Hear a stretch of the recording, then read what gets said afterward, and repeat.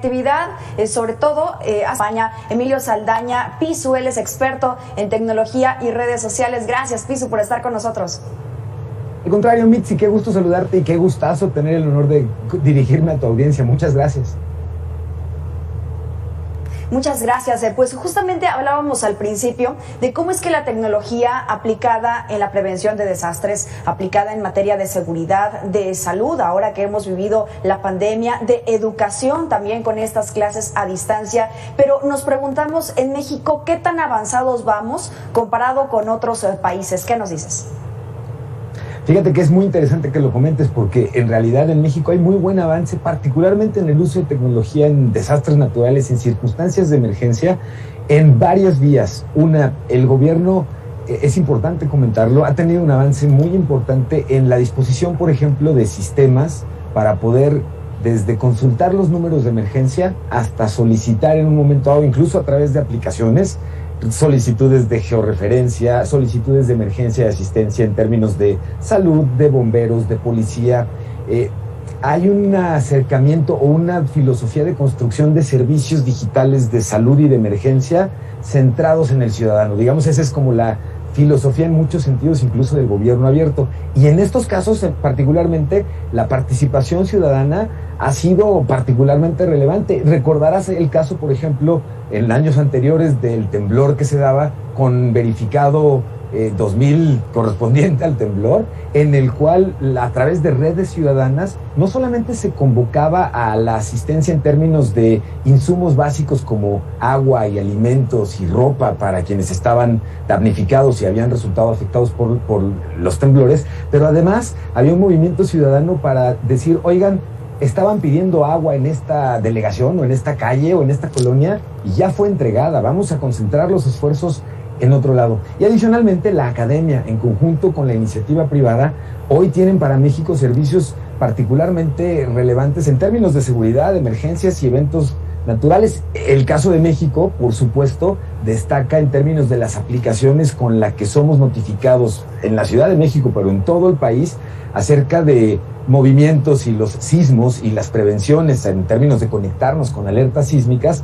Hay un avance en las aplicaciones en términos de experiencia de usuario. Son aplicaciones que hoy están mejorando y ya no nos avisan, digamos, constantemente y en pánico en el mismo nivel de intensidad de un movimiento telúrico que suceda en el norte del país y que está lejos de mi ciudad, y aunque me resulte relevante informativamente hablando, pues para levantarme y tomar acción me gustaría nada más recibir los de mi localidad. Hoy está mucho mejor y personalizado la forma en la que podemos tener asistencia. Y finalmente, Mitzi, comentar la parte muy, muy relevante también de las mismas plataformas digitales. Léanse Facebook, Amazon, Twitter, la mayoría de las redes sociales. En cada uno de los distintos eventos y desastres naturales que se presentan en nuestro país, hoy tienen distintas formas de ayudarnos a reportar que estamos bien, a encontrar la ayuda correspondiente más cercana a nuestra localidad y a coordinarnos no solamente entre ciudadanos, sino también con autoridades para poder funcionar de mejor manera. Esto lo vimos muy reflejado muy gráficamente, entre otras cosas, por ejemplo, en las notificaciones que Google Maps nos ponía y nos pone todavía sobre aquellas estaciones de metro o servicios de transporte que están afectados por las suspensiones derivados de COVID y la pandemia y el encierro, pero también hoy nos comienzan ya a actualizar de cuáles son lugares y centros de servicio que están ya operando aún con servicios y horarios especiales. Entonces, el uso de tecnologías para la información en nuestro país es súper relevante en casos de emergencia y además tiene una bandera interesantísima: los jóvenes y los emprendedores como los principales motores de nuevas soluciones. Oye, esto que dices me parece muy interesante porque también me parece que ha tenido una evolución bien importante a lo largo de, sobre todo de estos últimos meses, que de alguna forma lo ha venido a acelerar, o por lo menos esa es mi percepción. Y tú dices algo también que me parece clave. Los jóvenes, los que están involucrados en medio de esta situación, pero tienen la suficiente capacitación para poder llevarlo y ampliarlo más a lo que está requiriendo en estos momentos el mundo. Qué buenísima observación haces. Fíjate que hay un fenómeno interesante. Más que tener más capacitación, y además ligando la capacitación con la experiencia, Lo que hoy tienen los jóvenes es un acercamiento muy distinto a las herramientas que ellos ya dan por hecho para poder resolver posibles planteamientos y problemas. Y esto, por ejemplo, hay una aplicación que se llama SASLA, Safe Live Alert, que es una de las aplicaciones más utilizadas en nuestro país para la detección de sismos. Esta aplicación, deben saberlo, fue programada por un niño de 13 años, Diego Ramírez Calvo, a quien además le mandamos un saludo, y un equipo de jóvenes de su edad que en conjunto con otras aplicaciones estaban utilizando cierta información y ciertos servicios para la integración inicial de su aplicación. Hoy su aplicación tiene, digamos, todo lo necesario para conectarse con las autoridades necesarias y reportar todo, pero lo que tiene es un acercamiento justamente a la personalización, a cómo querríamos que funcione una aplicación más intuitivamente, bastante avanzada. Y como esta, hay varias soluciones en las que es la visión fresca, por un lado, y la certeza de las herramientas existentes para el tratamiento y manejo de cierta información y la relevancia que en todo caso podría tener para nosotros, en donde los jóvenes hacen aportaciones espectaculares. Y si adicionalmente hoy tienen la habilidad de asesorarse y acercarse con gente que entienda profundamente uno de los temas en los que estén desarrollando, se están logrando soluciones como las que les comentaba y varias al respecto. Entonces, muy interesante. Sí, la participación de jóvenes se ve refrescada por una visión completamente abierta a cómo podríamos interpretar una solución utilizando tecnologías para la información. No lo conciben de otra forma y eso me parece muy interesante.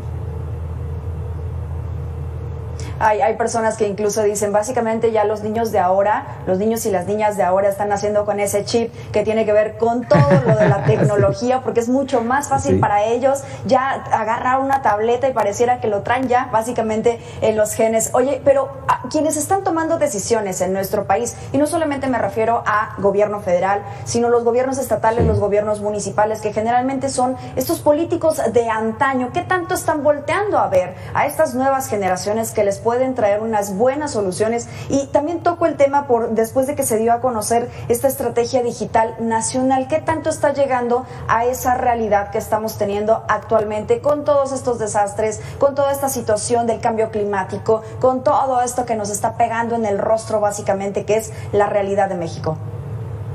Uy, si no sabes cuánto te agradezco lo integral de la pregunta que me haces, pero además me parece que corresponde el que mi respuesta vaya en el sentido positivo, porque en realidad lo tiene. Veo varias cuestiones entre lo que comentas. Uno, el crecimiento de las carreras STEM o STEAM, es decir, dedicadas a la ciencia, a la tecnología, a la ingeniería, a las matemáticas y a las artes.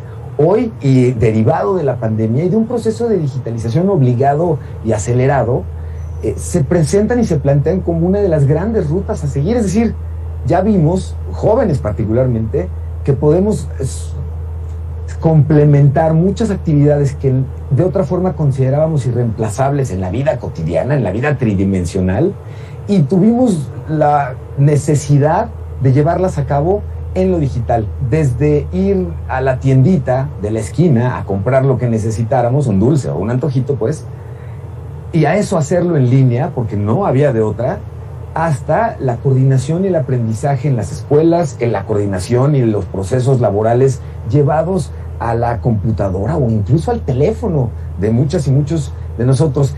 Este proceso de digitalización representa muchas oportunidades para este tipo de carreras, para que los jóvenes y las jóvenes, las mujeres, particularmente aquí el llamado sería además a que este tipo de carreras hoy a mujeres les abren una perspectiva increíblemente factible y positiva para independizarse, para empoderarse, y empoderarse me refiero a tener un mejor control tanto de su carrera como de sus objetivos personales y objetivos familiares, pero sin sacrificar en ello los profesionales, que hoy es tan relevante en nuestro país. Y por otro lado, desde este mismo punto de vista positivo, ha provocado un proceso de transformación digital en muchas industrias y en muchas empresas que de otra manera, aunque lo venían ya considerando, no lo estaban haciendo con la celeridad que probablemente fue necesaria para darnos cuenta de los puntos de falla. Es decir, pudimos hoy comprar muchas cosas y rentar o acceder a muchos servicios en línea que antes no estaban disponibles. Y eso fue maravilloso. Y todo funciona muy bien, Mitzi, mientras todo funcione muy bien. Hoy vemos que, por ejemplo, los temas de reclamación, de devoluciones, se están convirtiendo en un tema cuando hacemos compras en línea.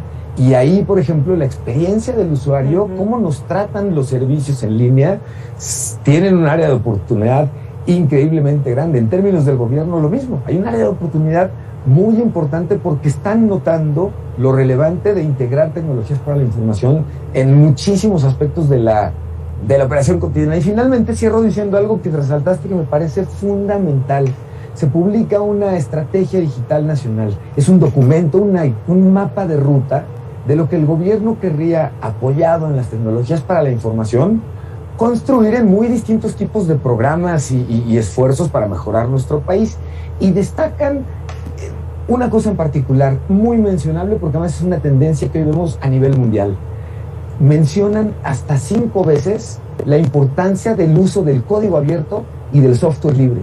Este tipo de sistemas y programas que permiten que consultemos y conozcamos en qué están hechos, cómo están hechos y cómo le podemos mejorar algunas cosas de su funcionamiento sin que implique un pago necesariamente de licencia por ello, y no necesariamente implica que esto sea gratuito. Entonces es muy interesante porque en el caso del gobierno, el uso de programas y sistemas basados en esta filosofía de código abierto y de software libre empaquetan el conocimiento de la operación gubernamental de cada área. Cuando hacen un sistema y así opera, lo que vemos es código abierto sustentable. Hace el conocimiento de la operación gubernamental parte de los sistemas. Entonces, ahí yo veo que es una cuestión muy positiva, y la industria en general, quienes integran servicios de tecnologías para el gobierno, tienen en este sentido una muy buena oportunidad de, en los 3 años que restan de gobierno, ver qué de este mapa de ruta pueda llevarse a cabo e irse construyendo, y luego confiar en que,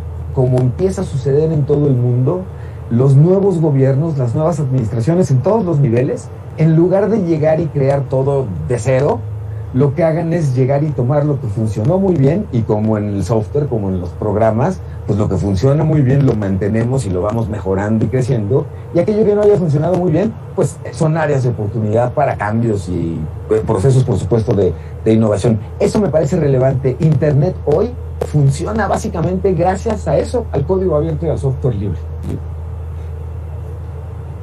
Ojalá pudieran ver esta oportunidad y ojalá se lleve a cabo así, porque también otro de los aspectos que se veía era el tema de la austeridad, y no sé qué tanto austeridad se lleve bien con el uso de la tecnología, que sabemos que también pues requiere de una inversión, no un gasto, sino una inversión. Emilio Saldaña Pisu, te agradecemos estos minutos con Mega Noticias y nos seguimos a través de redes sociales.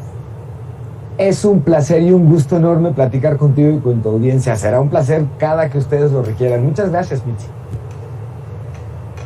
Muchas gracias, un abrazo fuerte, experto en tecnología y también en redes sociales. Y mire, vamos a seguir con este tema porque